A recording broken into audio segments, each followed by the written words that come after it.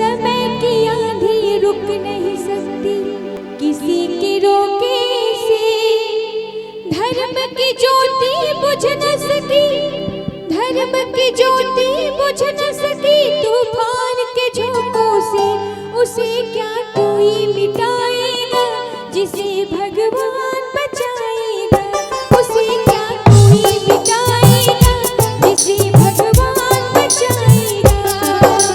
समय की आंधी रुक नहीं सकती किसी के रोके से, समय की आंधी रुक नहीं सकती किसी के रोके से, धर्म की ज्योति बुझ न सकी तूफान के झोंकों से, उसे क्या कोई मिटाएगा जिसे भगवान बचाएगा, उसे क्या कोई मिटाएगा जिसे भगवान बचाएगा।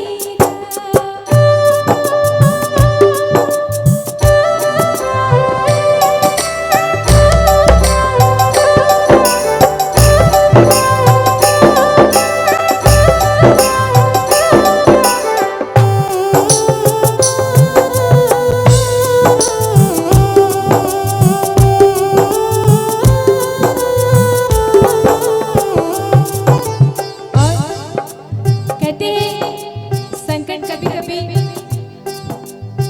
भगवान पे भी आ जाते हैं, सिर्फ इंसानों पे नहीं भगवान पे भी आ जाते हैं। और समय ऐसी चीज है कि किस समय किस पे संकट आ जाए कोई नहीं जानता। सुनिएगा ये सुंदर सी रचना। धर्म ध्वजा धारी अर्जुन भीम नकुल से बलशाली, हार गए कौरव से जुए में अपनी घरवाली नारी।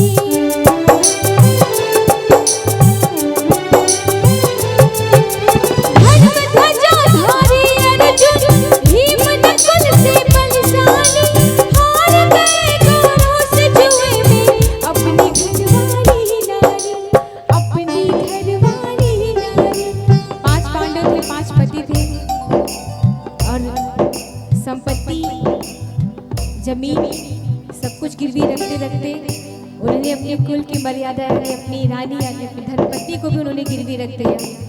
कर्म किया किसी और ने, सजा मिली किसी और को। द्रौपदी बिल्कुल इस बात से अनजान थी कि हमारे 5 पति ने मुझे गिरवी रख के जुआ खेल रहे हैं। कैसे? धर्म ध्वजा धारी अर्जुन भीम नकुल से बलशाली, हार गए कौरव से जुए में अपनी घरवाली नारी, अपनी घरवाली नारी। वो द्रौपदी बेचारी क्या करती, द्रौपदी बेचारी क्या करती। और जैसे हरण हो गया था माँ, भैया सिंगल रह गए। कहते द्रौपदी जी को कुछ भी नहीं पता था जब उनको सभा में लाया जा रहा था। कैसे? जैसे हरण हो गया था माँ सीता का धोखे से, जैसे हरण हो गया था माँ सीता का धोखे से, धर्म की ज्योति बुझ न सकी तूफान के झोंकों से, उसे क्या कोई मिटाएगा जिसे भगवान बचाएगा, उसे क्या कोई मिटाएगा जिसे भगवान बचाएगा।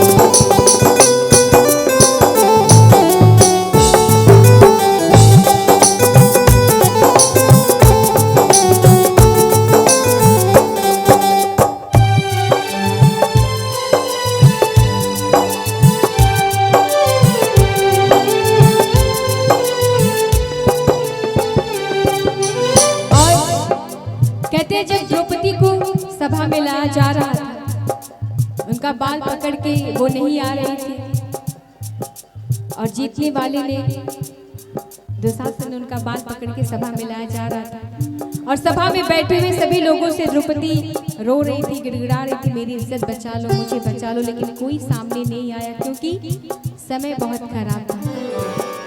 कैसे? 5 पांडव सर को झुकाए बैठे आके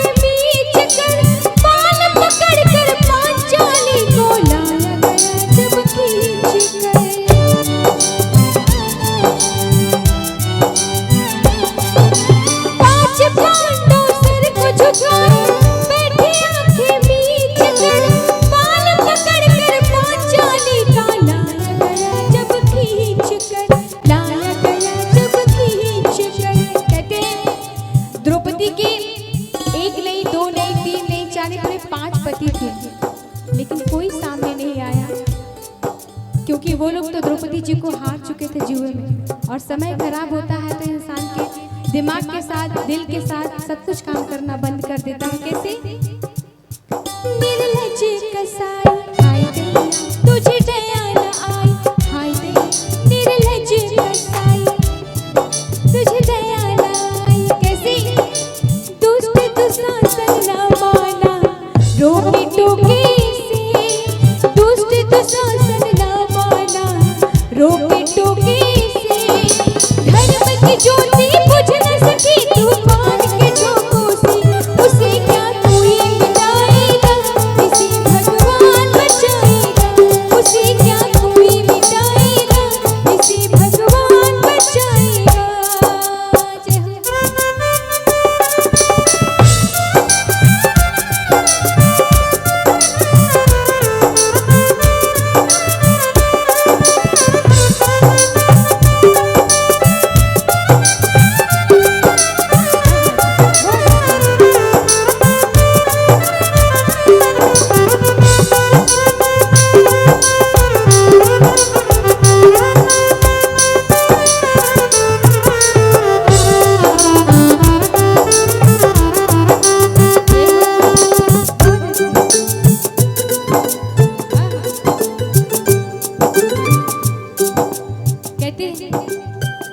जीतने वाले ने पूरी अपनी मंशा पूरी करने की कोशिश सभा के साथ में, वहां पे बैठे सभी लोगों ने दुशासन दुर्योधन को समझाया कि तुम्हारी अपनी लड़ाई अपनी जगह है, लेकिन एक नारी का सम्मान अपनी जगह है।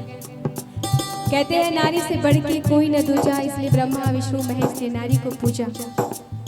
लेकिन कहते हैं ना समय खराब होता है तो सब कुछ कैसे?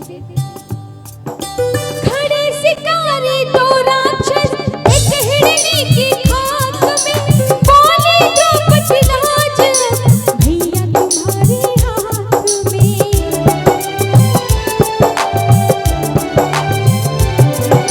द्रौपदी देख रही है कि सभा में बैठे सभी लोग हैं, लेकिन कोई मुझे बचाने, मेरी इज्जत बचाने कोई नहीं आ रहा है। तब द्रौपदी को याद आया कि मेरे भैया ने मुझे वचन दिया था कि कभी भी तुम मुसीबत में रहना तो एक बार मुझे याद करना, मैं जरूर आऊंगा। जब ये बात द्रौपदी के दिमाग में आया तो उसने एक हाथ से अपनी साड़ी पकड़ी और दूसरे हाथ से प्रभु को बुलाने लगी। कैसे? खड़े शिकारी दो राक्षस एक हिरनी की खाक में, बोले द्रौपदी लाज भैया तुम्हारे हाथ में।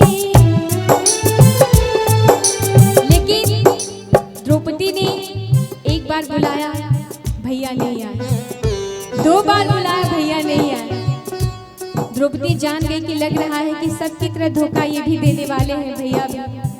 तब द्रौपदी ने क्या काम किया कि अब तो इज्जत जा ही रही है, अपनी जो एक हाथ से साड़ी पकड़ी थी उस हाथ को भी छोड़ दिया और दोनों हाथों से प्रभु को अंतर्ध्यान होकर मनाने लगी कि अगर प्रभु मेरी आवाज सुनेंगे, मेरी आस्था को देखेंगे तो जरूर आएंगे। जल्दी से आओ रघुनंदन बदनाम न हो रक्षाबंधन, जल्दी से आओ रघुनंदन बदनाम न हो रक्षाबंधन। अच्छा बताइए द्रौपदी के कौन भाई थे, कोई याद बताएगा? द्रौपदी जी